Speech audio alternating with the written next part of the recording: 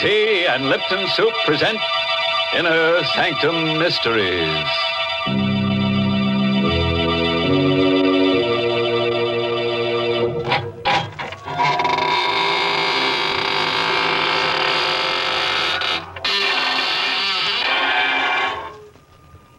Good evening, friends of the Inner Sanctum.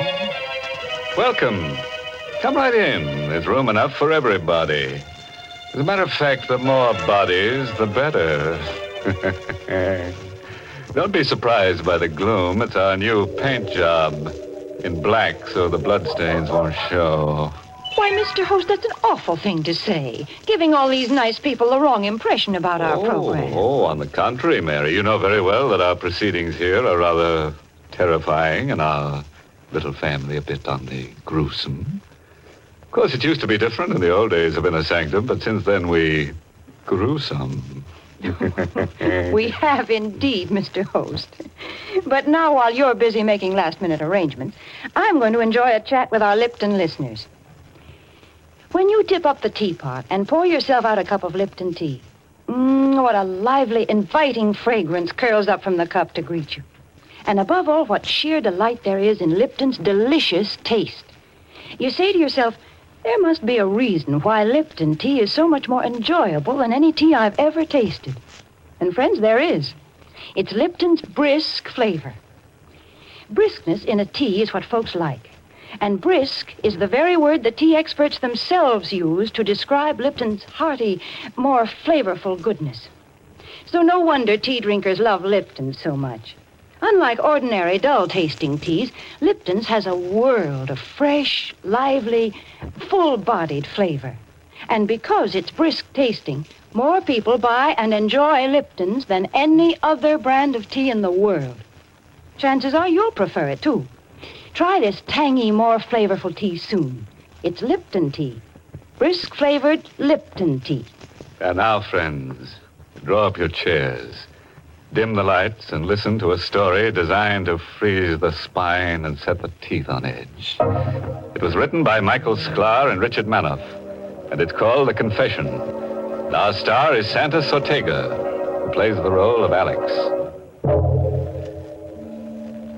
The last thing I remembered was the gunshot, the thud of the bullet, and the burning pain in my stomach. And everything got black. When I regained consciousness, my impression was of blinding whiteness. There, don't try to move, Mr. Sturgis.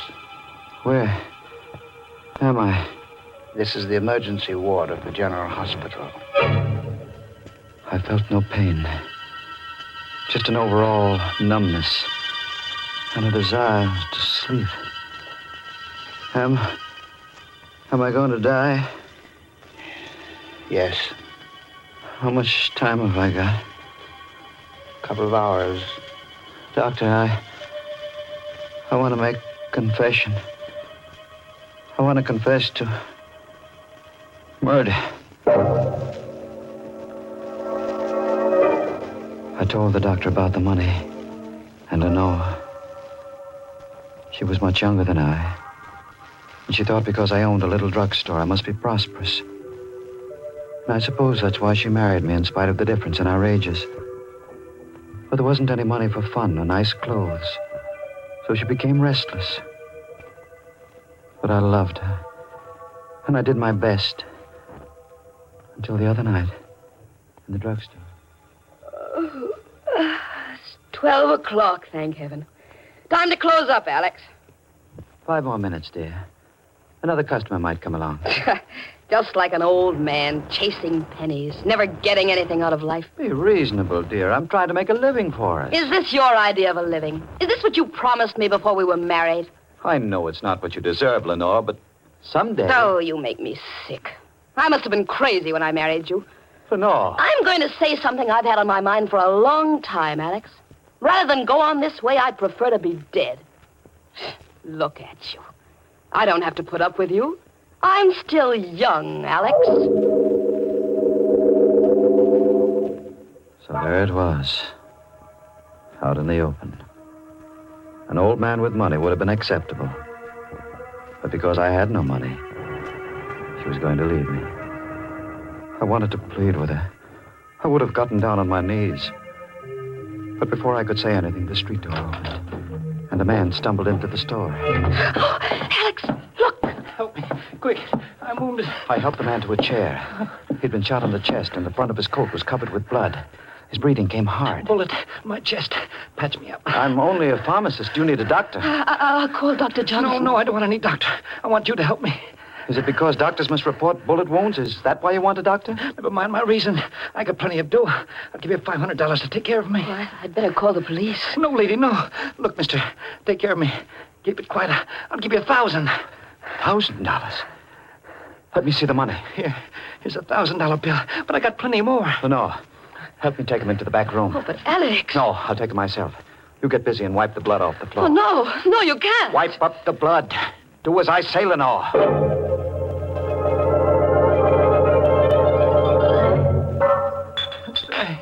What's taking you so long? I'm looking for a certain medicine among these bottles. Give me something to stop the bleeding. Hurry. I'll be ready for you soon. Oh, Lenore, did you get the floor clean? Yes, it's clean. How is he? He's in bad shape. Weak from loss of blood. Alex, you haven't done anything for him yet. Be quiet. But you've been in here 5 minutes, and he's just like he was before. Alex, you're stalling him. Oh, the hell. Alex. Let him lay there. But he's dying. I know. Alex, call the police. No. Are you going to let him die? Yes. That's as bad as murder. I didn't shoot him. It's not my fault if he dies. Lenore, he's got money. Thousands of dollars. No one knows he came here. This is our chance, Lenore. What do you mean? I'm going to let him die. Take his money, and then get rid of his body.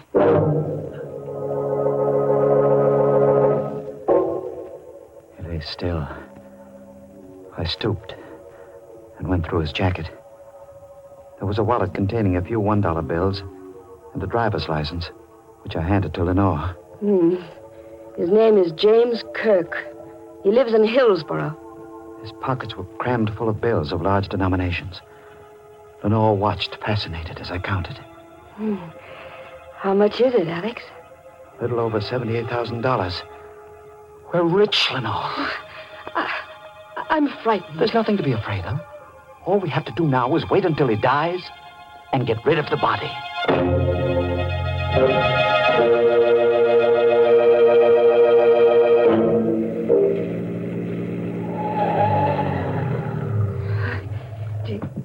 Do you need me to help you? No, I can manage alone. This body's heavy. Yeah. It's through the door. Oh, Alex, he's still alive. Yes. Well, what are you going to do now? It'd be dangerous to wait here until he dies. Anyway, what difference does it make? He'll be dead when he goes into the water. No, that's murder. Call it what you like. We've gone too far now to stop. You wait in the car.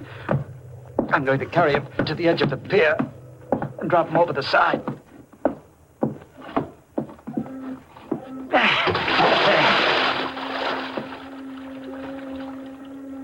He's gone.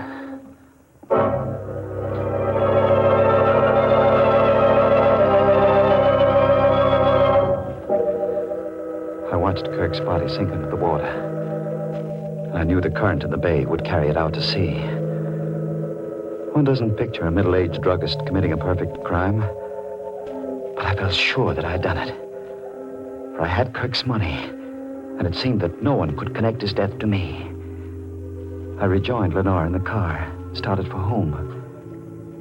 After I'd driven for a few minutes, I noticed she was strangely quiet. What's the matter, dear? Nothing at all. Something's troubling you. What is it? Nothing. You act as though you're afraid of me. No. You are afraid of me. Lenore, why? I never saw you act this way before.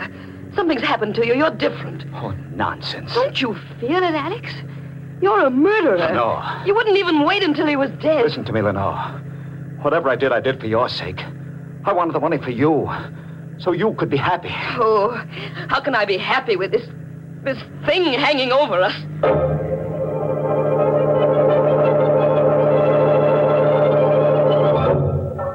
We had breakfast the next morning in absolute silence.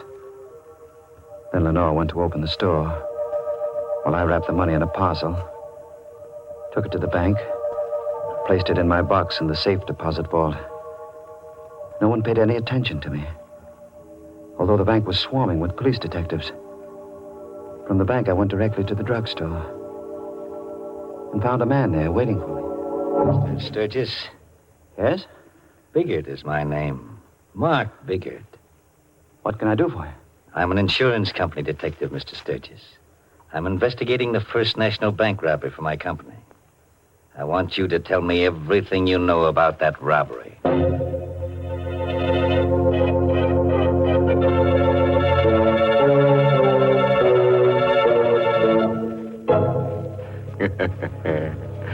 Don't say I didn't warn you about Alex Sturgis at the beginning of our story. You know, he's quite a guy for an oldish man. A real killer. He thinks death begins at 40. Mr. Host, I think Alex Sturgis is a perfectly dreadful person. Oh, but he's a good druggist, Mary. Just the man to go to if you have to fill a prescription for murder. Well, we've certainly had plenty of prescriptions for murder, mayhem, and arson on our program, Mr. Host. But now I've got something different, a prescription for enjoyment. The directions are pleasantly simple. First, just stretch out in an easy chair in front of the fireplace. Then make sure there's a cup of brisk-flavored Lipton tea at your side, and your pleasure will be complete. There's just nothing more delightfully good than the zestful flavor of Lipton tea. It's so bright and refreshing and satisfying. Its familiar, welcome fragrance seems to fill the whole room with summer.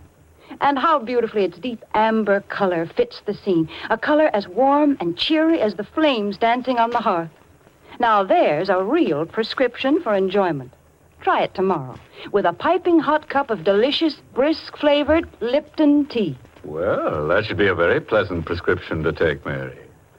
And now, friends, let's get on with our story. Lying on a hospital bed, Alex Sturgis has confessed to the murder of a bank robber who entered his drugstore in much the same manner as the fly who entered the spider's parlor. Alex pocketed the robber's loot and dumped him, still alive, into the bay. An insurance company detective has just come in to question him. He was a big man, but not fat, this detective. And although he didn't appear to be very intelligent, he had a look of cunning. His clothes were rumpled, and he rolled an unlit cigar around in his mouth as he spoke. Suppose you start from the beginning, Sturgis. There's nothing to talk about, Biggert. I don't know anything about the robbery. You don't, eh? No, I don't. Why should you come here annoying me with silly questions? I'll tell you why I'm here, Sturgis, and then maybe you'll see your way clear to talk. You know the bank was robbed last night, and the crook got away with better than $78,000. Yes? The night watchman was shot. He's in a coma now, but before he was shot, he shot one of the crooks. What does that have to do with me? I'm coming to you, Sturgis. I'm a slow man, but I'm thorough, which is more than you can say for the harness bulls on the police force. Take those harness bulls. They didn't spot the trail of blood that wounded crook left when he ducked on the alley behind the bank. Funny thing, they clean missed it. But I noticed it, Sturgis. I followed it through the alley and straight up this street. And here's another peculiar thing. The trail ended right smack at the door of this drugstore. Are you implying... 2 and 2 makes 4, Sturgis. As I said, I'm not a fancy-pants detective, but here's how I figure it. This yegg was wounded, so he came in here and asked you to fix him up, which you did. In exchange, he gave you a nice big piece of the tape to keep your mouth shut. Am I right, Sturgis? You're 100% wrong. If you were smart, you'd talk now and save yourself a lot of grief. I've got nothing to tell you. Suit yourself, Sturgis. But here's my business card. In case you change your mind, you can reach me at the Hotel Empire. By the way, the company is offering a $5,000 reward for the return of that money. I'm not interested. Good day. Okay. It's your neck, Sturgis. I'll be seeing you. Alex, Alex, I heard what he said. He knows. I should have thought of the blood outside. How can you stand there and act so calm about it? He knows, I tell you. Take hold of yourself, Lenore. He only suspects, and his suspicions aren't worth 2 cents unless he can produce evidence. Believe me, we've got nothing to worry about. I was cocky then. Too cocky. Lenore was right. I was a changed man. That money had put iron into my spine. And then, that afternoon, I got the first of the phone calls. Hello? Sturgis Drugstore. This is Western Union calling. I have a telegram from Mr. Alex Sturgis. This is he speaking. Will you accept the message over the telephone, Mr. Sturgis? Yes, of course. The message reads as follows. Place the money in an envelope and mail it to box number 11, General Post Office. Don't fail to act as instructed because your future depends on it. Is, that all? That's all, Mr. Sturgis. There is no signature. Thank you. Bye. Oh, it was bad enough having that detective snooping around, but now this telegram. Oh, don't take any more chances, Alex. Send the money. No. Alex, please. I'm frightened. Listen, Lenore. Calm yourself. It's perfectly clear what happened. One of the bank robbers came with Kirk as far as the store. He must have been frightened away by the police. Now he's using this method to get the money. But he won't get it. Why? What are you going to do? I'm going to put a wad of blank paper in an envelope and mail it to that post office box. Then I'll stand watch at the post office and see who claims it. And then what? That money means everything to us, Lenore. I've already killed one man for it. If necessary, I'll commit another murder. I placed blank strips of paper in an envelope and mailed the envelope to that post office box. The next morning, I went to the post office and stood near the window, waiting for someone to come along and claim the envelope in box number 11. Hours passed. I got hungry. My legs began to shake from exhaustion. But I couldn't leave that spot. I meant to stay there until... What are you waiting here for, Sturgis? A voice cut through my thoughts. I looked up. It was Kelly, the policeman. He was suspicious. The clerk noticed you hanging around and called for a cop. It's nothing, Kelly. I arranged to meet my wife here. She's late. I saw your wife through the drugstore window as I came up the street. She must have forgotten all about your appointment. You'd better get back to the store, Sturgis. I couldn't stay there after that. I walked around the block. When I came back, the policeman had disappeared. I entered, went to the window, and asked the clerk if anyone had claimed the mail in box 11. He nodded. The letter was gone. My plan to discover the identity of Kirk's confederate had failed. There was nothing to do but go back to the drugstore. It was empty. I felt a sense of danger as soon as I entered. So I closed the street door quietly and walked as silently as I could to the door of the back room. It was open. And Lenore was at the telephone. Hello. Hello, Empire? Hotel? Hello. Connect me with Mr. Biggert, please. Yes, Mr. Mark Biggert. Hang up, Lenore. Hang up the receiver. Alex! You were calling that detective. Suppose I was. What of it? You were going to tell him about the money. You were going to double-cross me for the reward. You're so smart, Alex. What are you going to do about it? Lenore, don't you understand? I don't want the money for myself. I took it for you, to give you the things that will make you happy. Big-hearted, unselfish Alex. What are you laughing at? I'll tell you why you took that money, Alex. You thought you could buy me with it. Well, you're wrong. I wouldn't stay with you if you had all the money in the world. Lenore, would you leave me after all that's happened? I'm packing up right now. No. You can't stop me. I love you, Lenore. I did my best to hold you. If I can't have you, no one else will have you. What do you mean? Alex, stay away from me. I'm going to kill you, Lenore. Alex, no. Don't. I'm going to kill you, my darling. Let go of my throat. Alex, please. Let go.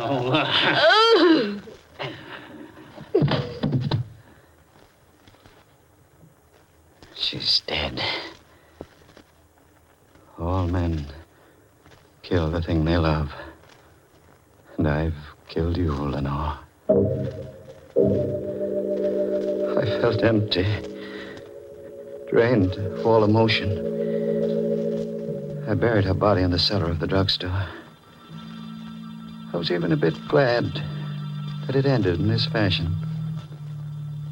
For now, Lenore would be with me forever. Did I say it was ended? I was wrong. I found no peace. For the very next morning, Biggett came to the drugstore. Good morning, Sturgis. Nice morning, isn't it? What do you want? Just stopped by to have a chat, Sturgis. Been giving a lot of thought to the First National Bank robbery. You know, that night watchman came out of his coma this morning. Why, tell me about it. I thought you might be interested. Here's an angle, Sturgis. The watchman says the robbery was pulled by only one man. One single crook, and he was shot. Nice angle, isn't it? Is it? Yes, it gave me a new idea, Sturgis. Now, I'm no Sherlock Holmes, but I figure it this way. That crook came in here and asked you to fix him up. We've gone through this before. I'm going to take it a little further, Sturgis. The crook asked you to fix him up, but you got a peek at all that money. So you let him die, took the money, and disposed of the body. How's that for a theory? Very clever. But can you produce the body? No, the police haven't been able to locate it, but I'm not discouraged, Sturgis. Those harness bulls aren't very smart. I'll find that body. And when you do? I'm an insurance company, Dick Sturgis. I want that $78,000. When I find that body, I'll come around here and you'll cough it up. I've told you before I know nothing about that robbery or the money. Now I've got work to do. Suppose you run along. Okay, Sturgis. So long.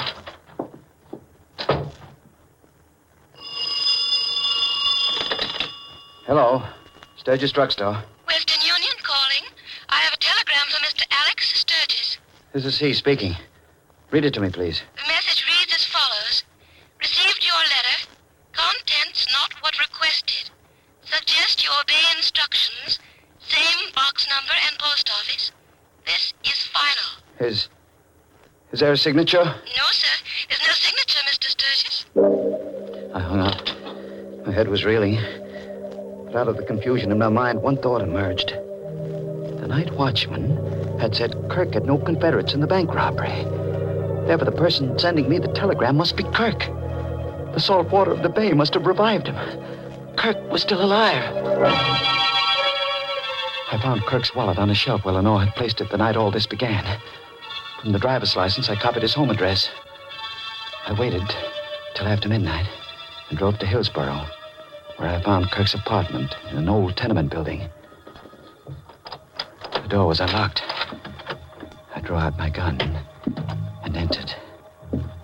I meant to kill Kirk. I had to kill him. The living room was empty. No one was in the bedroom. I turned, walked back to the living room. Drop that gun, Sturgis. Big, drop the gun, quick. I'm not taking any chances with you. How did you know? How did I know you were going to come here, Sturgis?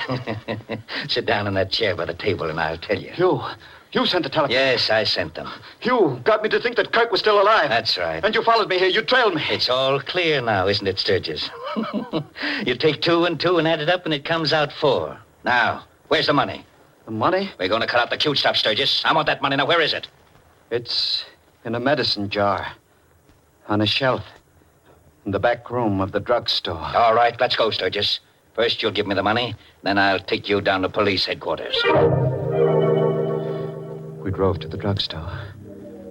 I led him into the back room. I knew exactly what I was going to do. On one of the shelves was a bottle of hydrochloric acid. Biggett thought it was the bottle containing the money. I reached up, uncorked the bottle, and flung the burning liquid into his... Ah! I'm blind. I'll kill you for this, Sturgis. If I could only see you. Where are you, Sturgis? Sturgis, where are you? I was huddled against the wall. He stood between me and the door, screaming in pain, firing his gun blindly. The first 3 shots missed, but the 4th bullet struck me in the stomach.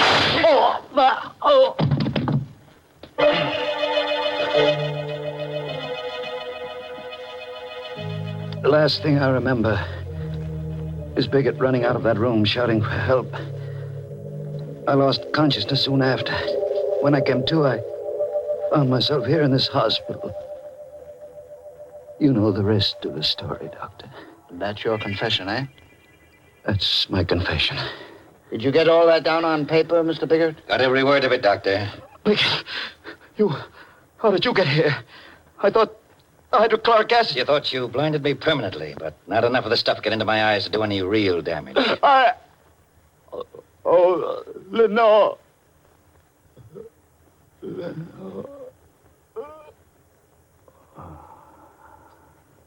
He's dead, Biggert. I've seen a lot of funny cases in my time, Doc, but this beats them all. He's a man who commits murder to get a lot of stolen money for his wife. Then he kills his wife. And finally, he gets killed himself. And the money? The money is safe and sound in the bank safe deposit vault.